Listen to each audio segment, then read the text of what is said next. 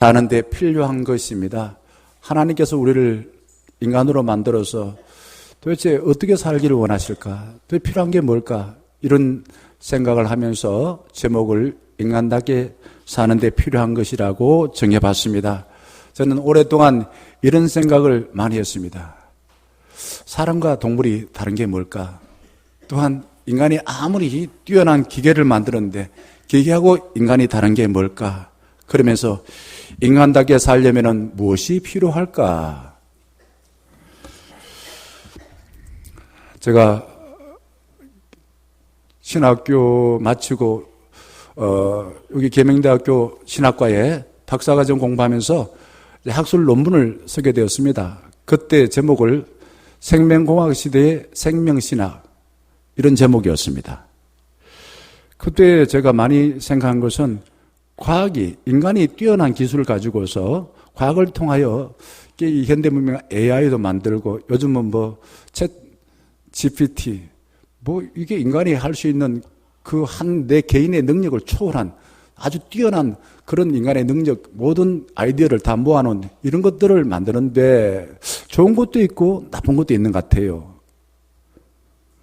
음지와 양지가 있죠. 유용한 것과 폐해 있습니다. 그리고는 또 생각해 봤습니다. 하나님께서는 인간의 어떤 삶을 살기 원하실까? 인간의 조건 속에서 세 가지를 한나 아렌트는 이렇게 말을 했어요. 인간도 동물적인 부분이 있기 때문에 먹고 살기 위해서 노동을 해야 된다. 첫 번째. 두 번째는 창의적인 생각을 행동을 표현하는 작업을 해야 된다.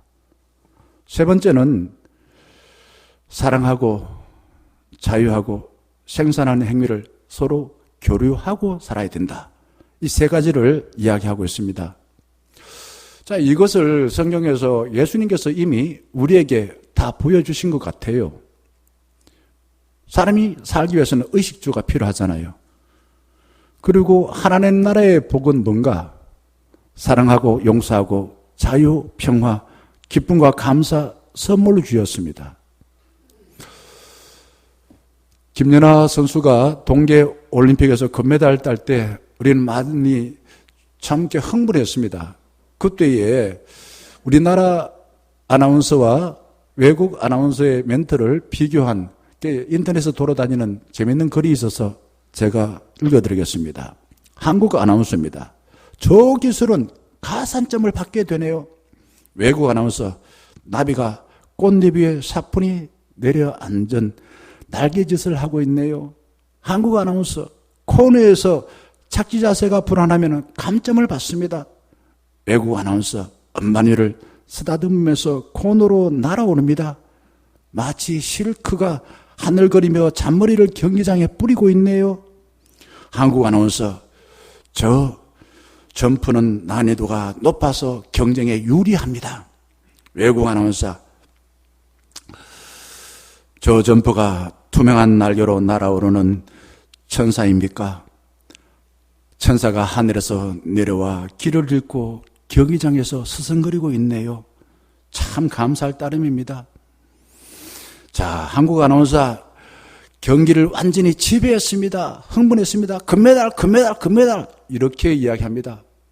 자, 외국 아나운서 울어도 되나요? 정말이죠. 눈물이 나네요. 저는 오늘 밤을 이 경기장을 영원히 기억할 겁니다. 연하의 아름다운 몸짓을 바라보는 저는 행운아입니다. 이런 멋진 장면을 보게 해주신 하나님 감사합니다. 이렇게 외국 아나운서가 끝을 맺었습니다. 제가 읽어드려서 좀 실감이 들었는지 모르겠는데 외국 아나운서와 한국 아나운서의 멘트의 차이가 뭘까? 차가 뭘까요? 눈치를 채셨습니까? 한국 아나운서가 주로 말하는 것은 능력 위주의 가치관에 의하여서 오로지 금메달, 금메달, 점수, 점수, 점수 이것만 이야기했습니다. 그런데 외국 아나운서는 어떤 말을 했다고요? 아름다움을 이야기합니다. 아주 시적인 표현을 막 이야기해요. 뭔가 이게? 사람에게 있어서 중요한 것은 하나님 주신 세상에서 아름답게 살고 싶다는 가치관을 갖고 있는 것입니다. 우리는 관심대로 나의 가치관대로 세상을 보고 사람을 보고 판단합니다. 그리고 세상만 그렇게 보는 게 아니라 나 자신도 그렇게 봐요. 제가 대학교 3학년 때인가 수업 시간에 마르쿠제라는 학자가 세상은 숫자가 지배한다, 이 말을 듣고 충격을 받았습니다.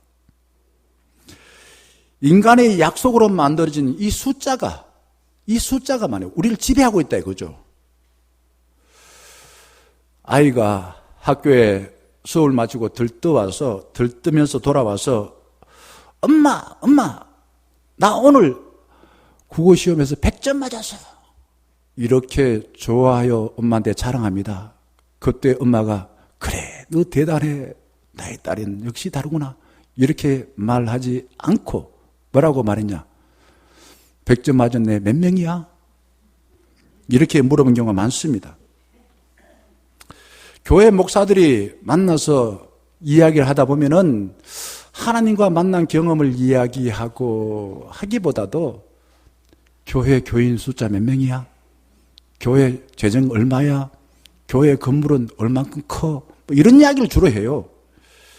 무슨 말입니까? 완전히 숫자에 지배당하고 있다 이거죠.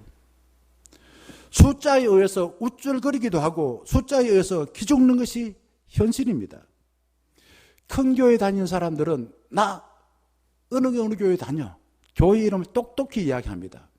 대구로 말하자면 대구 제일교회 다녀.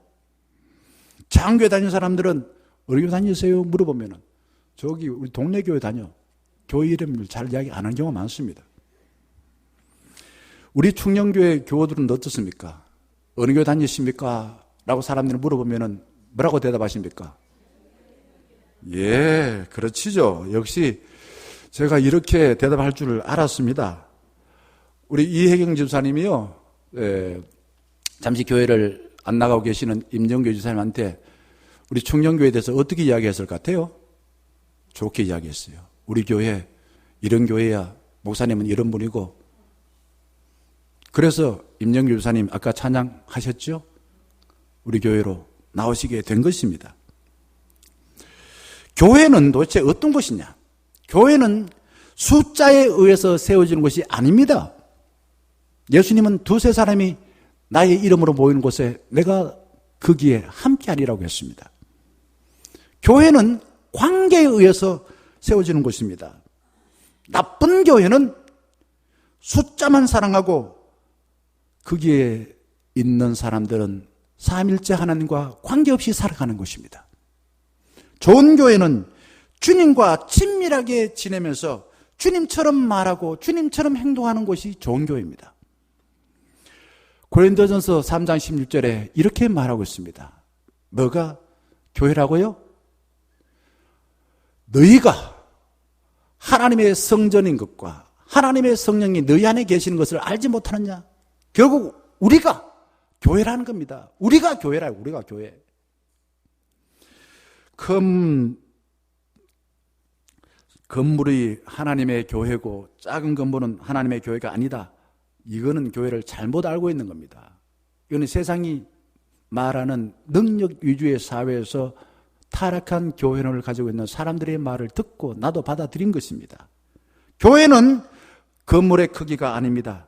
교회는 주님과 친밀하게 지내는 사람들의 모임인 것입니다. 오늘 봉독한 13절 말씀 보게 되면 예수님이 다시 바닷가에 나가셨습니다. 왜 다시라고 했을까? 그것은 마가복음 1장 16절에 예수님이 4명의 제자들을 부르셨어요. 여기 보게 되면은 예수님이 갈릴리 해변으로 지나가시다가 시몬과 그 형제 안드레가 바다에 그물 던지는 것을 보시니 그들은 지금 뭐라고요? 어부다 이거죠. 여기 이름이 다 나오지 않았는데 안드레하고 야고보, 요한 4사람을 갈릴리 바다에 불렀어요. 그리고 지금 다시 마가복음 2장 13절에 예수님은 누군가 부르기 위해서 바닷가로 나가셨다라는 겁니다. 그런데 부르기 전에 예수님이 하신 일이 뭐냐? 거기에 바닷가에 많은 사람이 모였는데 말씀을 가르치고 있습니다. 뭘 가르쳤는가? 그 내용은 나오지 않습니다. 그리고 14절 말씀 보게 되면은 예수님을 누구를 바라보세요. 누구를 바라보고 있다 이거죠. 바라본다는 말 대단히 중요한 겁니다. 14절 누구를 바라봤냐? 아버지는 알페오입니다. 그리고 아들인데 이름이 뭡니까? 레위입니다. 이거는 레위 지파를 말하는 게 아니고 이름이 레위입니다. 근데 그 사람이 세관에 앉아있는 것을 보셨다라는 겁니다. 앉아있는 걸 봤다라는 거. 이 대단히 중요한 의미가 다 담겨 있는데 말씀드리겠습니다. 자, 세관이라고 말하지만은 지금 우리가 큰 건물에 많은 사람이 일하는 그러한 좀 번듯한 세관이 아닙니다. 그냥 탁자 하나 놓고서 어선과 생선에서 세금을 걷고 있습니다. 더 중요한 것은 거기에 앉아있는 사람을 보았다라는 겁니다. 예수님이 주로 본 사람은 어떤 사람일까? 마태복음 아까 읽었던 16절 보게 되면은 갈릴리 해변을 지나가시다가 여기에 시몬과 그 형제 안드레가 바다에 그물을 던지는 것을 보시니 누굴 바라봤습니까?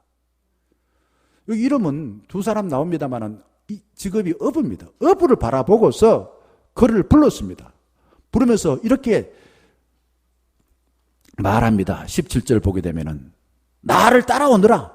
내가 너희로 사람을 낚는 어부가 되게 하리라.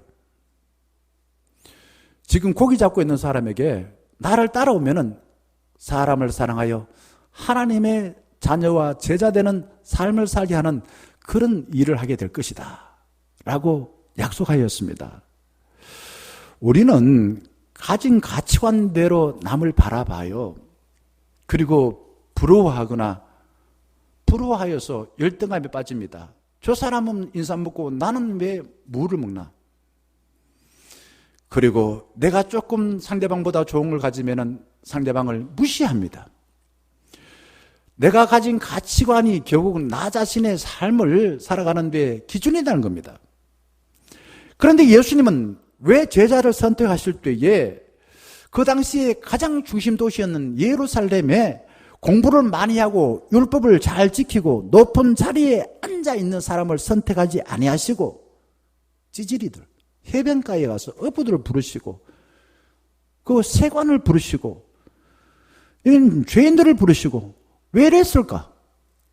저는 거기에 대해서 늘 관심을 가지고 그 호심을 갖습니다. 왜 그랬을까요? 그것은 약한 나로 강하게 아까 불렀던 찬양처럼 우리가 믿는 하나님이 지혜로우세요. 하나님께서 능력이 많으십니다. 근데 하나님은 어리석고 연약한 자를 선택하여서 어떻게 해주길 원하신다고요? 지혜롭고 강하게 해주길 원하십니다. 그렇게 되기 위해서는 어떻게 해야 될까요? 우리가 믿는 하나님은 지혜롭고 강하신 분인데 나는 어리석고 나는 약해요. 그러면 하나님의 성품과 하나님의 능력을 받기 위해서는 어떻게 해야 됩니까? 나는 무능합니다. 나는 죄인입니다. 나 자신을 낮추고 높으신 하나님을 받아들이게 될 때에 내가 지혜로워지고 내가 높아지는 것입니다. 이게 신앙의 원리입니다. 그래서 마태복음 16장 30절과 20장 16절 보게 되면 이렇게 예수님 말씀하셨습니다. 저는 이 말씀을 아침 새벽 묵상하면서 읽을 때마다 예수님이 왜 이렇게 말씀하셨을까? 잘 되는 놈은 잘 되고 못 되는 사람은 못 돼요. 땡님만 봐도 삭수와 노래 이렇게 말하지 않았어요. 먼저 된 자로서 나중되고 나중된 자로서 먼저 된 자가 많으니라. 또 보게 되면 나중된 자로서 먼저 되고 먼저 된 자로서 나중된 반복하고 있습니다. 아까 불렀던 찬양은요 다름 아니라 고린도 후서 12장 10절 말씀입니다. 약할 때 강한 대신에 나의 보배가 되신 주 나의 모든 것 주 안에 있는 보물을 나는 포기할 수 없네. 이렇게 말합니다. 예, 제가 이 부분은 전서라고 표현했죠. 후서입니다. 예, 후서 10장 약할 때 강한 주신다. 약할 때 강함 되신다. 그런데 그 모양이요. 예수님은 우리와 똑같아요. 그러나 그 속에 보물이 들어있어요. 그거 하나님이세요.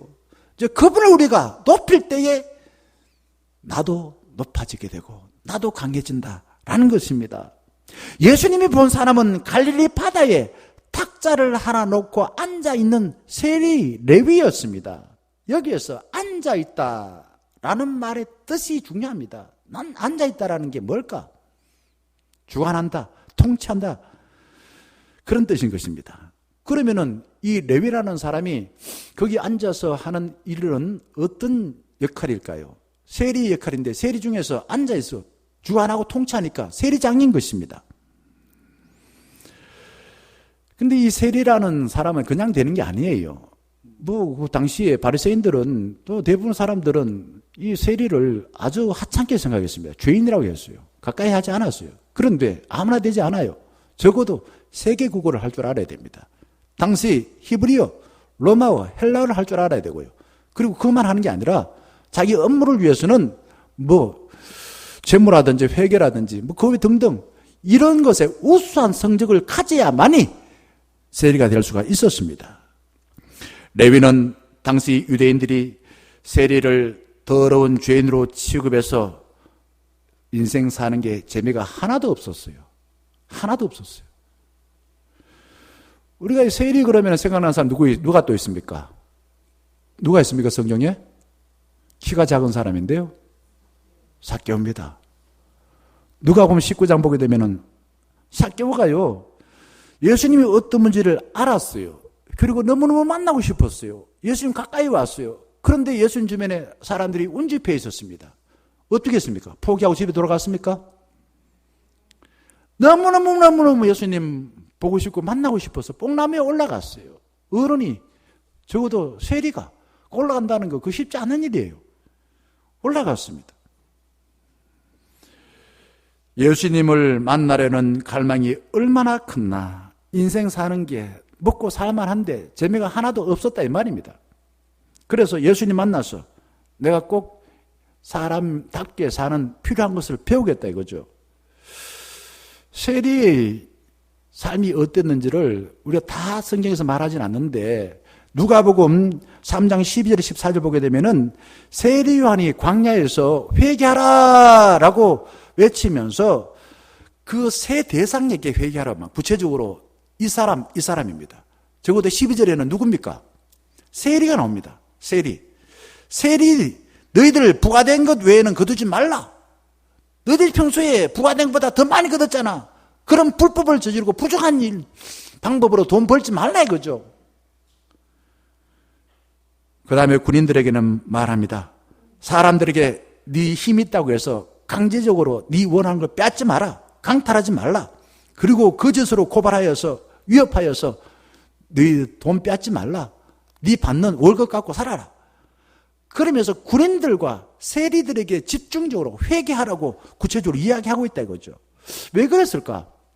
왜 많고 많은 직업 중에서 그 광야에 온 사람들이 그 사람들밖에 없었겠어요? 많은 사람이 있었죠. 그런데 당시 로마 사회는요, 전쟁을 하고 있었습니다. 그리고 그 피지배 국가에 가서 도로를 건설하고요, 건물을 지으려면 뭐가 많이 듭니까? 돈이 많이 들어요. 경비가 많이 필요합니다. 이 경비를 충당하기 위해서는 뭘 어떻게 해야 됩니까? 피지배 국가에 세금을 많이 부과해야 돼요. 그런데 사람들 돈을 잘 냅니까? 잘 안 내니까. 거기에 돈 많은 부자들이 돈 주고서 군인으로 채용한 그 용역 사병이 있었는 거예요. 돈 주고 고용한 군인들이 있었다 이거죠. 이 두 직업이 세금 걷는데 한 마음이 되어서 사람들한테 강제적으로 세금을 걷었다라는 것입니다. 자, 로마라는 나라는요, 강대국이었는데 주변에 있는 많은 나라를 힘으로 우리가 강제적으로 통치했습니다. 그런데 총리를 파견하면서 유독 가기 싫어한 나라가 어떤 나라였냐면은 유대입니다. 왜 그럴까?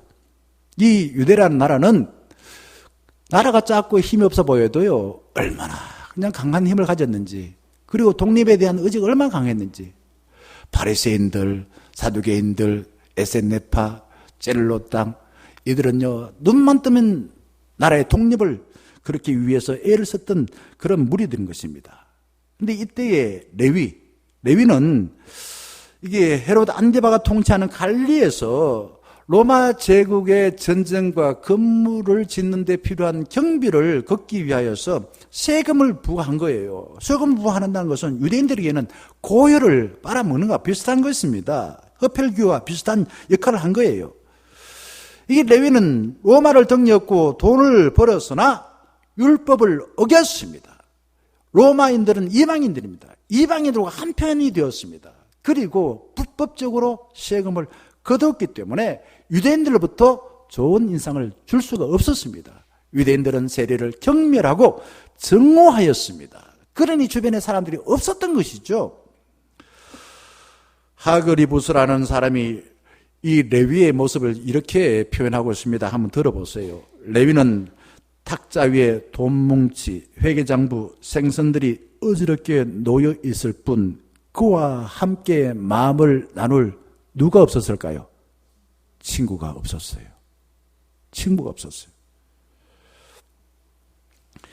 레위는요, 이 세리가 되기 위해서 남들보다 2배, 3배 얼마나 고생을 했을까요? 세리가 되어서 자기가 원하는 돈은 가지게 되었습니다. 그러나 뭐가 문제라고요? 사람이 사람답게 사는데 필요한 친구가 없었어요. 인간관계가 나빴습니다.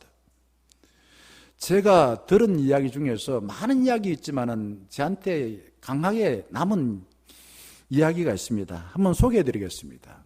대구에 아주 큰 운수업을 하는 사장 남자가 있었습니다. 근데 결혼을 하였는데 결혼하고 난 뒤에 바람을 피웠어요. 그 아내 되는 사람이 남편 바람 피운 걸 알았습니다. 남편이 도저히 돌아오지 않을 것 같으니까 너무너무 외롭고 화가 나서 자기도 돈이 아까워서 남편과 똑같이 바람을 피우다. 이런 이야기를 들었습니다. 또 우리나라에 최고의 갑부가 있습니다. 이분은 돈을 엄청나게 많이 벌었습니다. 우리가 봤을 때는 정말 부러움의 대상이에요. 그런데 주말이 되어서 자기하고 놀아줄 사람이 없어요. 유독 낙이라면은 손자를 데리고 저기 용인 자연랜드에 가서 손자하고 한번 걷는 것이었습니다. 그때 너무너무 행복했다 이거죠. 그런데 이 손자하고 자주 못 가요. 1년에 한두 번밖에 못 가요. 우리가 부러워하는 부자가 주변에 사람이 없다 이거죠. 하나님께서 우리를 천국에 가게 되면은 무엇을 물어보실까요? 저는 궁금합니다. 너 어느 학교 나왔어? 너 재산 얼마야? 너 키 얼마야? 하나님 이런 거 물어보실까요? 안 물어보시겠죠? 그럼 뭘 물어보실까요? 너 어디 살았어? 대구요. 대구에 어느 산이 유명해? 팔공산이요. 팔공산 가서 뭘 봤어? 그리고 대구에 강이 있는데 그 강이 뭐야? 금호강이야. 금호강에 있는 그 고기들도 보고, 응? 그리고 그 강 주변에 있는 꽃들과 풀들 보며 살았니? 너는 가족을 사랑한다고 말하면서 가족들과 얼마큼 행복하게 지냈니? 너는 다니는 교회, 충령교회 가족들과 얼마만큼 정말 행복하게 살면서 다른 사람의 잘못을 너그럽게 용서해 주었니? 내가 너한테 보내준 인생을 통해서 얼마나 많은 사람들의 삶을 아름답고 선하게 만들어 주었니? 이런 거 안 물어보시겠습니까? 왜냐하면 저는요, 사람들이 죽기 전에 후회하는 내용이 다 그런 거예요. 더 많이 사랑하지 못했어. 나는 내 가족들을 용서하지 못했어. 친구를 용서하지 못했어. 이런 거 갖고 후회한대요. 사람들이요, 나는 서울대 안 나가도 후회하고 이런 사람 잘 없대요. 그게 없어요. 아무도 없어요. 난 돈 못 벌어. 후회 없어요. 우리가 천국에 갔을 때도 하나님께서는 하나님 나라의 삶을 살라고 이 땅에 보내주셨는데 살지 못한 것을 두고서 물어보시면서 깨달아 알도록 하고 천국에서라도 그 삶을 살기를 원하시겠죠. 우리는 인간답게 살기 위해서 필요한 것이 있습니다. 다름 아니라 예수 그리스도의 눈을 가져야 됩니다. 예수님의 시선을 나가 가져야 된다 이거죠. 레위는 인간이 만들어온 인연과 나쁜 가치관에 따라서 죄인이라고 취급당했습니다. 예수님은 돈에 중독되어서 사람과 관계가 단절되어 친구가 없는 레위를 너 잘했다. 네가 그 모양 그 꼴로 살았으니까 친구 없지. 라고 말하지 않았습니다. 그 속에 있는 하나님의 형상을 보신 거예요. 그의 행동이나 그의 외모를 보고서 그의 직업을 보고서 판단하지 않았습니다. 있는 모습 그대로를 보고서 보셨습니다. 사람이요, 외모라는 기준을 가지고서 다른 사람을 보게 될 때에 나 또한 외모를 가지고 열등감을 갖게 됩니다. 그리고 자기 자신의 외모를 가꾸는데 정신이 없게 됩니다. 외모로 사람을 판단하게 되면은 결국은 외톨이가 될 수밖에 없어요. 하나님처럼 여기는 숫자를, 성경을 갖고, 이게 성공이 하나님의 뜻이야. 하나님이 나한테 이렇게 숫자를 많이 불리게 했어 라고 하나님의 이름으로 합리화시키면은 진리가 아니라 괴물이 됩니다. 그걸 잘하는 사람이 이단 사이비예요. 우리가 할 일은 우리 눈을 어둡게 만드는 백태와 같은 것들, 우리 눈은요 나도 모르게 백태 같은 게 끼어 있어요. 나쁜 이념들, 나쁜 가치관들 날마다 벗겨내야 됩니다. 이게 회개하는 일입니다.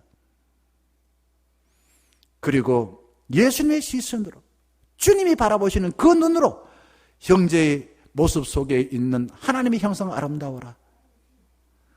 하나님의 형상을 찾는데 열심히 노력을 해야 됩니다. 그리고 다른 사람, 내가 가까운 사람을 내 편 만들려고 애를 쓰지 말고 하나님과 친밀하게 지내도록 만드는 데 애를 써야 됩니다. 인간답게 살기 위한 방법은 예수 그리스도의 시선을 갖는 것입니다. 그 다음에 예수님의 사신 삶을 따라 사는 거예요. 저는 예수님 십자가 가신 길을 처음에는 아버지 내 원대로 마옵시고 아버지 원대로 난 이 잔을 내 피하게 하여 주시옵소서. 그렇게 기도하다가 내 원대로 마옵시고 아버지 원대로 하여 주시옵소서. 그렇게 기도하지 않았습니까? 그리고 십자가 길을 가실 때 예수님이 질질 억지로 안 깔려갔어요. 죽음의 길을 억지로 안 갔어요. 자발적으로 가요. 예수님 가시는 거예요. 예수님은 우리 인생이 살아야 될 모든 것을 미리 보여주셨습니다. 십자가 길, 부활의 길, 영생의 삶을 미리 보여주셨습니다. 그러니 우리는 예수님이 가신 길을 따라 살아야 됩니다. 예수님은 레위를 보시고 14절에서 나를 따라오너라 했습니다. 나를 따라오너라 이거죠.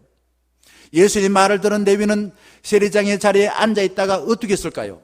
좀 이따가요. 내 돈 좀 더 벌어가지고요. 내 좀 저 성공 좀 더 하고요. 이렇게 말하지 않았어요. 예수님 어떻게 했습니까? 끄트머리 보게 되면은 예수님이 나를 따르라 하시니 어떻게 했다고요? 이게 무슨 말입니까? 앉아있다가라는 것은 세리장으로서의 자기 역할을 감당하고 하다가 일어났다는 말은 그 자리를 버렸다는 말하고 똑같은 겁니다. 그 자리 버리고 따랐단 말이죠. 예수님을. 레위가 예수님의 말을 듣고 따르면은 좋은 일이 많을까요? 우리가 생각하는데 손해볼 일이 많을까요? 인간적으로 생각하면 손해볼 일이 많습니다. 레위 돈 많이 벌잖아요. 사람 돈 좋아하잖아요. 안 그렇습니까? 예수님의 말이 아무리 좋고 옳아도 세리의 일을 통해서 돈을 많이 벌 수가 있어요. 사람들이 레위 앞에서는 말합니다. 저는 하는 짓이 그냥 악하고 말이야. 더러운 이방인들하고 서로 이렇게 짝짝꿍해 살아가는 죄인이야 라고 말하면 뒤에서는 부러워. 네 돈 부자재 이렇게 말했을 것입니다. 그런데 레위는 예수님이 나를 따르라 라고 말한 즉시 모든 것을 내려놓고 예수님을 따랐습니다. 이유가 뭘까요? 왜 그랬을까요? 성경 말하지 않습니다. 그런데 레위에게 있어서는 남모르는 갈망이 있었습니다. 그게 뭘까요? 목마른 사슴이 시냇을 찾듯이 레위에게는 늘 갈급함. 나 인간답게 살고 싶어. 난 정말 하나님과 좋은 관계를 가져서 사람들과 좋은 관계를 갖고 싶어. 이런 갈급함이 있었겠죠. 그래서 예수님의 말을 들은 레위, 저 가슴 깊은 곳에서 인간답게 살고 싶다는 욕망이 용소수처럼 탁 위로 솟구쳐 올라왔겠죠. 그러니까 그 자리에서 벌떡 일어나 예수님을 따르지 않았을까요? 여러분, 성공한 사람이 부럽지요.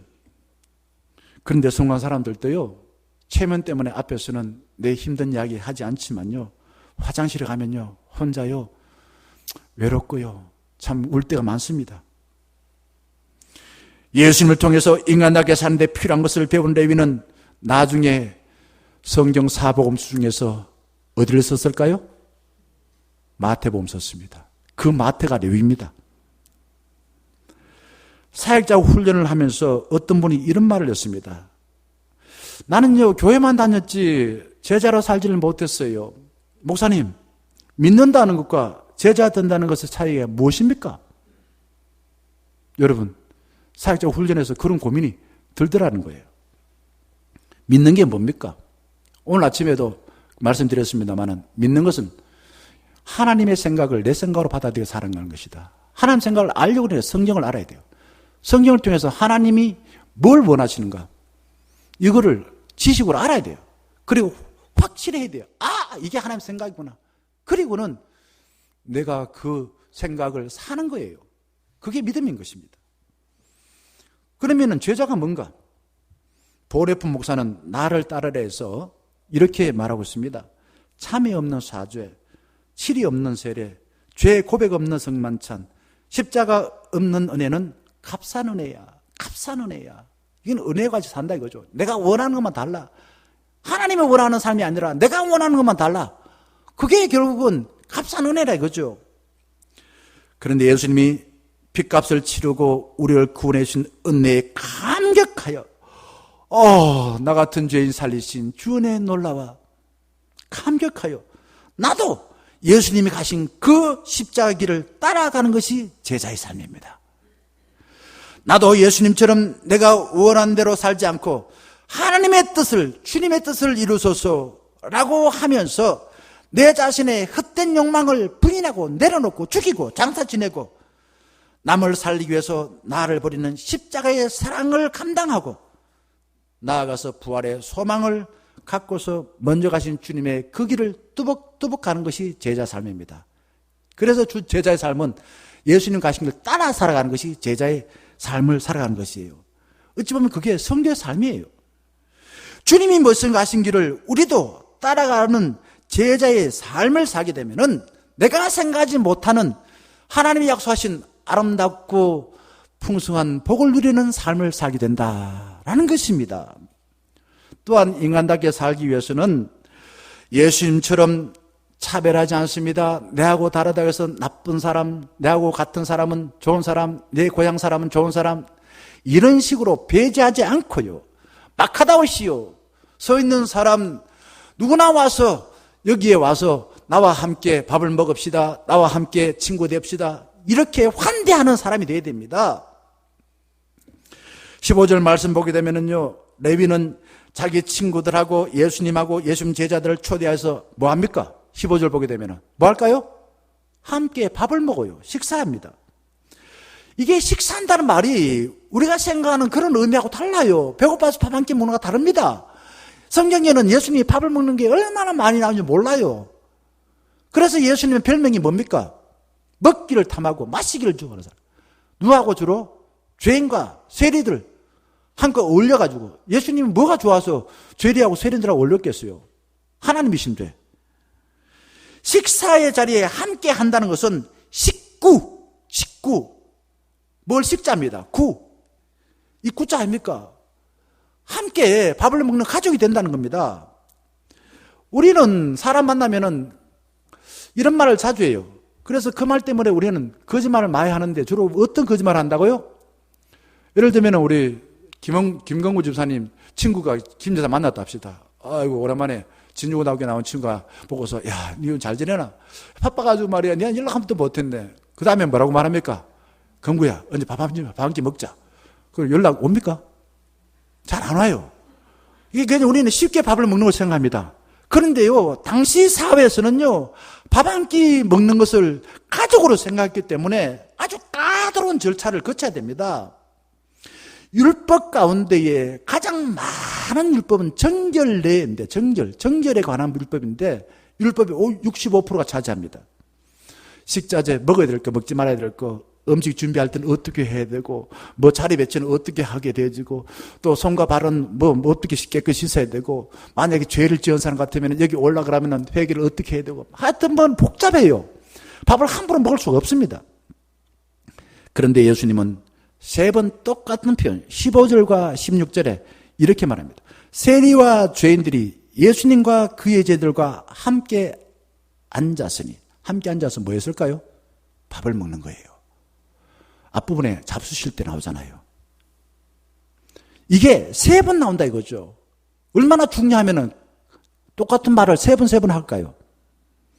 예수님은 레위와 식탁 교제를 통해서 이런 것을 깨버린 거예요. 당시 형식적인 정결법을 깨트려버립니다. 사람들을 환대하지 않아.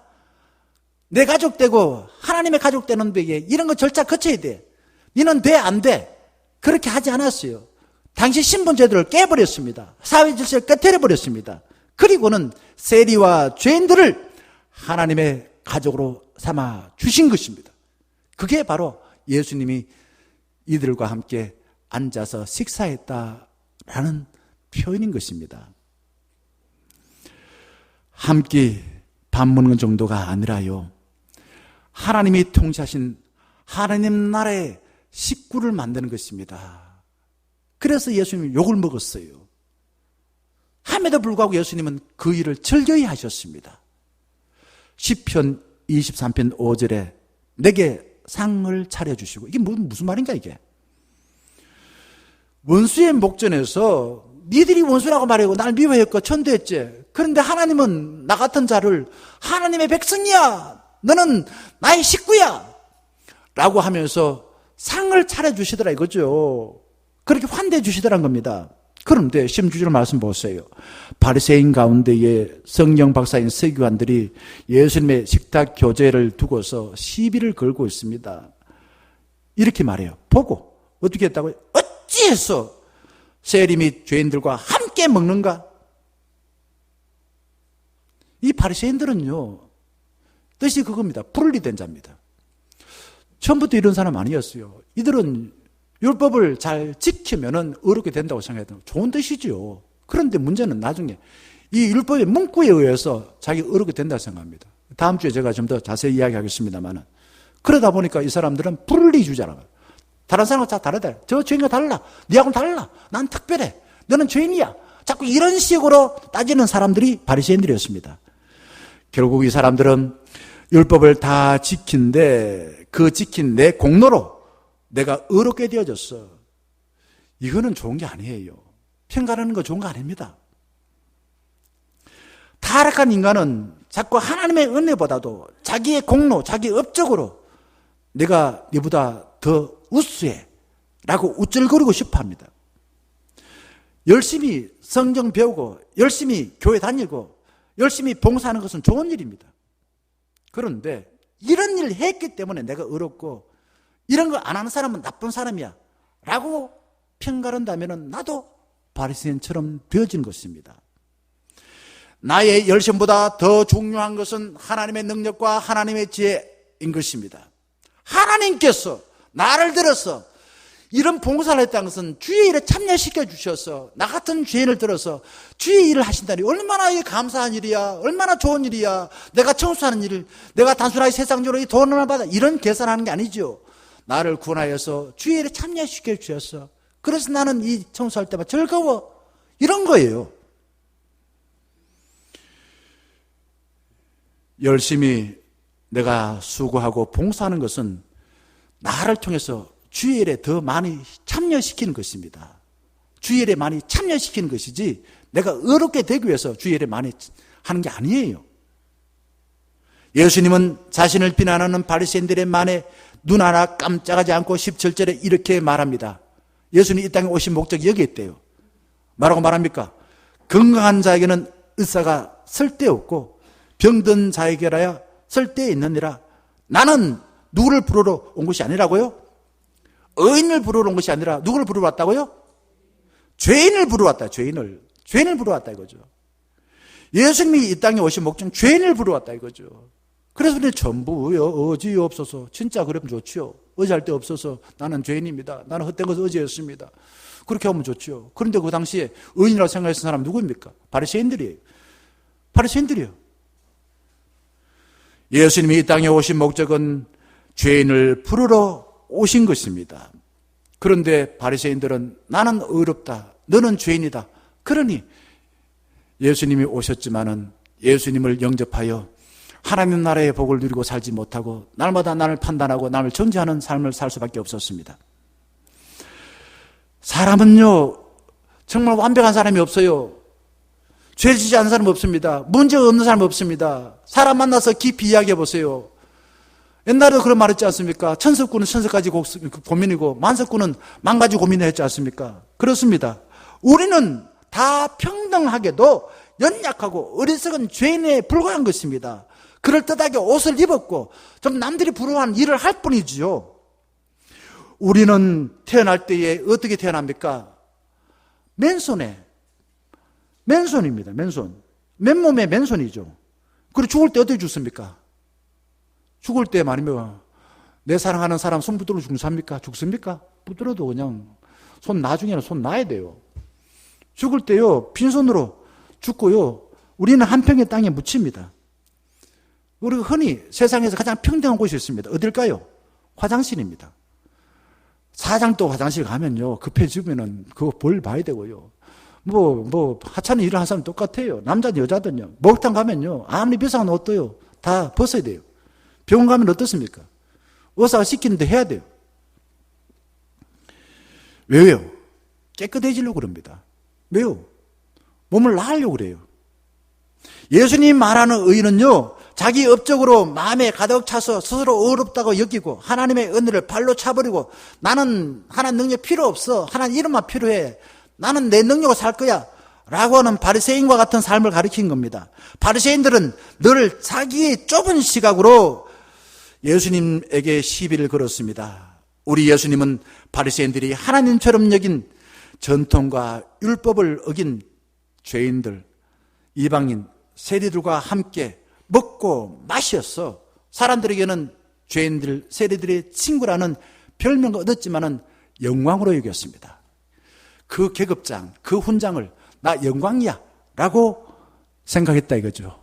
사랑하는 중녀가족 여러분, 예수님은 죄인을 하나님의 가족으로 삼기 위하여 이 땅에 오셨습니다. 내가 죄인으로 인정할 때 두려워요. 그때 나보다 나를 더 잘하시고 사랑하시는 주님의 은혜를 흡족하게 받으셔서 주님이 마련해 주시는 식탁에서 함께 먹고 마셔가지고 하나님의 가족 되는 영광을 누리기를 주 이름으로 간절히 축원합니다. 함께 찬양하겠습니다.